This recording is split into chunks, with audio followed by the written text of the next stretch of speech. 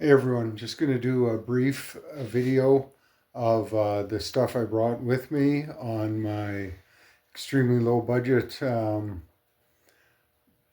night, 3 day backcountry trip to Gray Owl's cabin in Prince Albert National Park. These are dehydrated apples. I got the apples from my neighbor across the street and cut them thinly and put them in my dehydrator. Dehydrated meals are a great alternative to these, and I find you can pick up dehydrators for fairly cheap. I've got them from anywhere in between to 20 to 50 bucks, and you can make delicious meals. I've made spaghetti, chili, jerky, just all different kinds of stuff, stew, mix, and then you just pour your boiling water into it and rehydrate it. But I'll post some videos where I make dehydrated meals in the future. This is what was in my food bag. Here we have some energy drink mix. I don't know if it had electrolytes or not in it, but it was good flavor, gives you a little bit of vitamins and energy. I had 5 of those. Nature Valley bars. These are 110 calories each. A box of 6 of those was like $5, so 700 calories right there. Um, these are great little things they sell at Walmart. It's kind of a brick of emergency food ration bars. They're not the most delicious things, but they're not horrible either. As you can see, they're 2,400 calories. They have a 5 year shelf life and they weigh one little over a pound. So these are great to have in your car. This one was set to expire in December. So I thought I would use it up and bring it with me. Didn't think I'd eat it, but I ended up eating it. So I'm glad I brought it. I had only planned for 2 days, one night, but it ended up into 2 nights. So all this stuff that I'm pointing out goes into my food sack here, but I'll get into that later. This is a Nut Goody bar. Um, you know, I think they're just made in the U.S., but it was really good. It says real milk chocolate, roasted peanuts, and nougat. This is hard to see here, but it's my ball of cordage. I keep that in with my food bag. I might put a bit less, but I use it to string my food bag up into the trees to keep away from bears. These are mama noodles. I brought 3 packs of these. Super delicious, inexpensive ramen. They're a little more than regular ramen, but they make up for it in flavor. Over a third of a pound of jerky, 0.38 pounds. This is really good stuff from Myers here in North Dakota. Mountain House dehydrated meal. These are good little freeze-dried meals. This was chili beef and mac. They're usually around $10. I got this on sale at Menards in Williston, North Dakota for $7. So these are a good option. They're fairly high sodium. There are other options that you can get that are lower sodium, but they generally sell these at Walmart, Canadian Tire, things like that. The other better ones, you might have to go to like a Sportsman's Warehouse or a outdoor place. My spork, um, I'll probably get a little longer spork eventually to reach into these bags, but it worked just fine. I didn't bring this, but I thought of it on the way when I stopped at the grocery store. This is a wooden fork. If you don't have a spork, maybe get one of these from a grocery store or wherever. They are a little more common in Canada than they are here in North Dakota, but you can also use a plastic fork. The thing I like about these wood ones, you can just throw it in the fire when you're done. Some Tootsie Rolls I had laying around, I ended up eating a few of those. Toothbrush and floss. The floss is mint, so anything smelly and used for toiletries basically should go in with your food. So I included that here because it was in my food bag. This is powdered milk, and this is plain white sugar. And I also had a bag of coffee that I emptied. I made cowboy coffee, which is to say I just boiled the grounds. In the future, I'm going to make like, I don't know, little dime bags, I guess, of instant coffee mixed with powdered sugar and milk. And then I can just, cut those open and pour them into my boiling water and be good to go, not have to spit out grounds and stuff. Bandana, which I used for food cleanup, so it had food smell, so I kept it in with my food bag. This is just one of these kind of bags I got somewhere, I can't remember where. But it's good because it's got the strings on it and you can hoist it up into a tree to keep bears away from your campsite. This is my first aid kit. It's got a rubber band for keeping it closed, but inside of it is Tums, Tylenol, blister tape, some allergy pills, big band-aids on the bottom that are the entire size of the kit, smaller band-aids, and then I'm going to get some alcohol swabs to put in there for cleaning and disinfecting. So first aid kit wasn't in the food bag. Everything here was. But just kind of in my pack, I had lighter and a knife, of course. I like these kind of utility knives. The blade comes out real quick. It can lock so it doesn't move. And you just break these ends off to get a new sharp edge. Lighter with duct tape around it. Duct tape makes a good emergency fire starter as well as Band-Aid. And there's just endless uses for it out there. I've noticed that white lighters are a lot harder to find now, but I prefer them because you can see how much fluid you have left. And I might put my duct tape on something else so that instead of wrapping it around my white lighters. Trick to getting a white lighter is getting the kinds with the stickers on them, like with the graphics, peeling the sticker off, and then you have a white lighter. This was an emergency blanket that I ended up using in my bedroll when I got a little bit cold. I just kind of incorporated it into my sleeping bag and worked really well. In this Ziploc bag, I had my battery bank. It worked really well. It's kind of an older one, but it charged my phone a couple times. This is the cord, of course, to the phone. This is my headlamp. These are really good, these Energizer headlamps. They're fairly old. I don't know if they still make them, but one great thing about them is that you can angle them down so that you can see right in front of you. Backup batteries. You can use rechargeable batteries, of course, and I've seen now that they have newer rechargeable batteries with little ports right on them, so that while you're out day hiking, you can charge them off your battery bank if you want. And of course, they also make, ultralight rechargeable headlamps, but I got this for $1 at a garage sale. My old one I got for free, and so, I'm trying to go inexpensive camping here. This is a bear bell. Strap on your pack so you don't surprise anybody. This is napkins and toilet paper. This is just a postcard that I got from Grey Owl's Cabin. When you get there, they have them. You can grab them.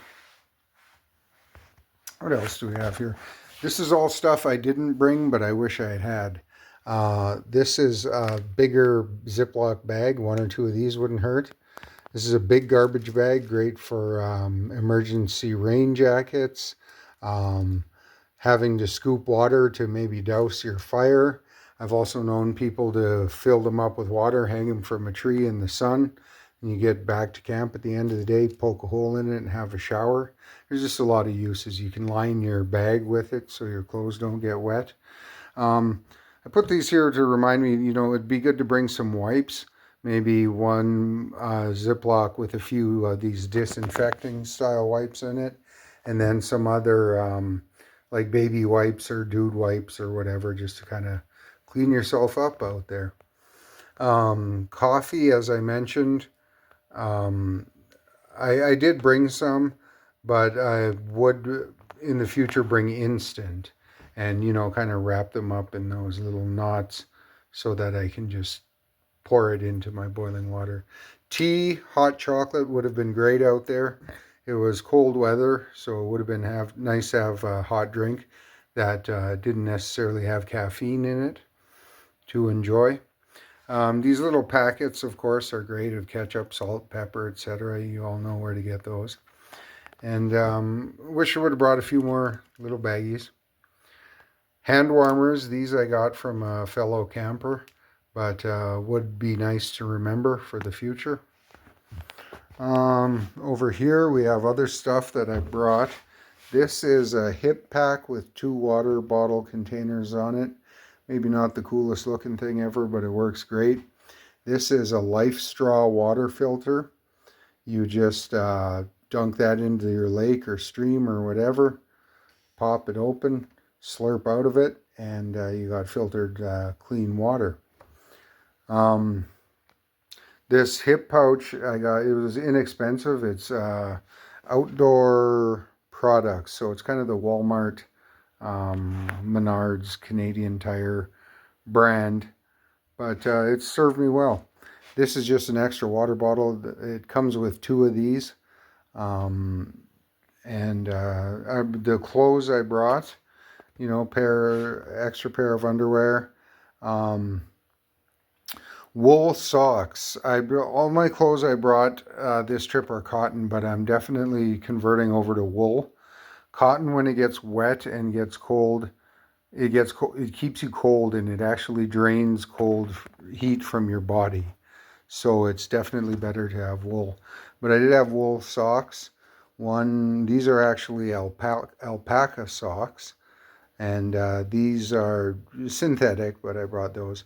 But 2 pair of wool, 1 pair of alpaca socks. Your standard muscle shirt.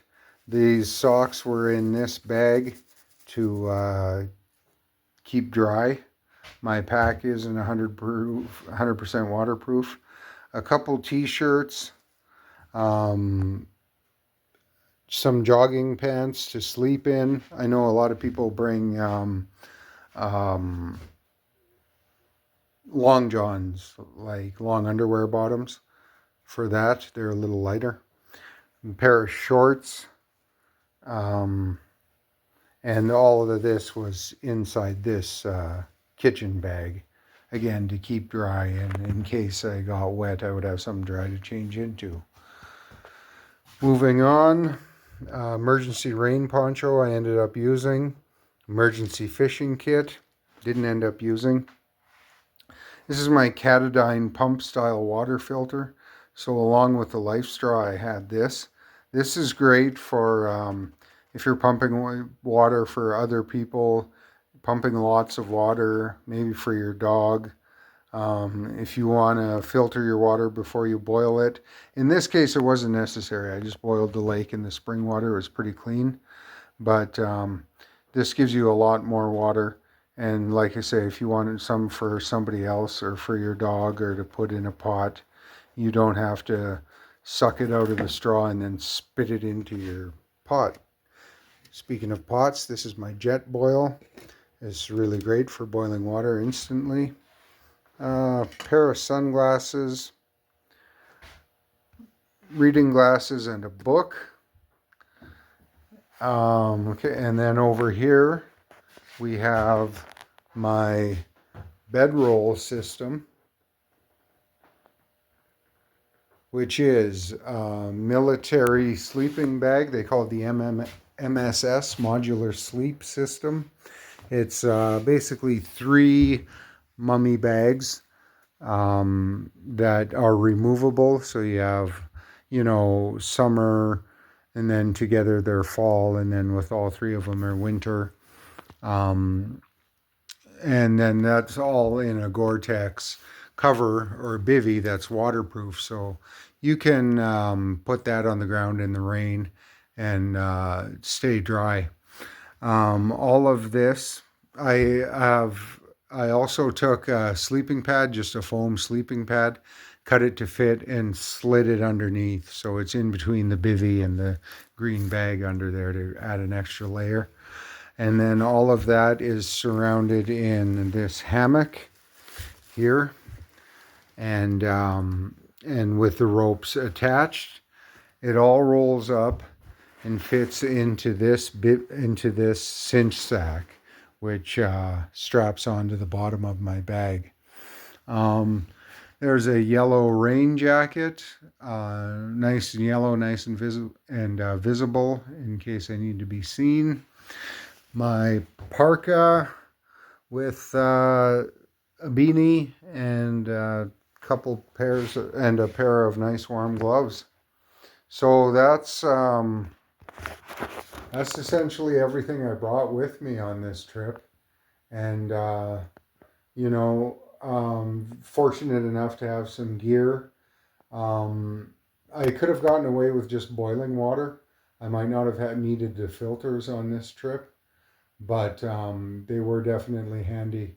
All in, as far as, expensive gear, um, I paid $300 Canadian for the sleeping bag.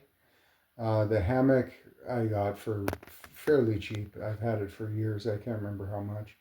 But the most expensive things were my sleeping bag for 300 Canadian, and then about $200 US worth of water filter with the two combined, and the jet boil was about $80. So you can get cheaper, just as effective water filters, and you can get little stoves with little cups that are fairly inexpensive. I think 30-40 bucks that you can boil water on. So anyways, that's everything. Thanks for watching. Hopefully you can afford to make a trip yourself. I just bought a couple take and bake pizzas and baked those up, threw them in the fridge, ate those on the road, and yeah, all in, it wasn't very much money, so it was very great. Hopefully you can make it out to the trail. We'll see you out there. Bye. This is my pack. It's a Vietnam era Canadian Army. I believe it's a Radio Man's pack, but it's got a bunch of different pockets and some storage in the top and things like that. And I got that at a thrift store in British Columbia in Kelowna for about 20 bucks. I don't know how much they are now. I am probably going to upgrade that whenever possible, but it's served me very well over the years for the price.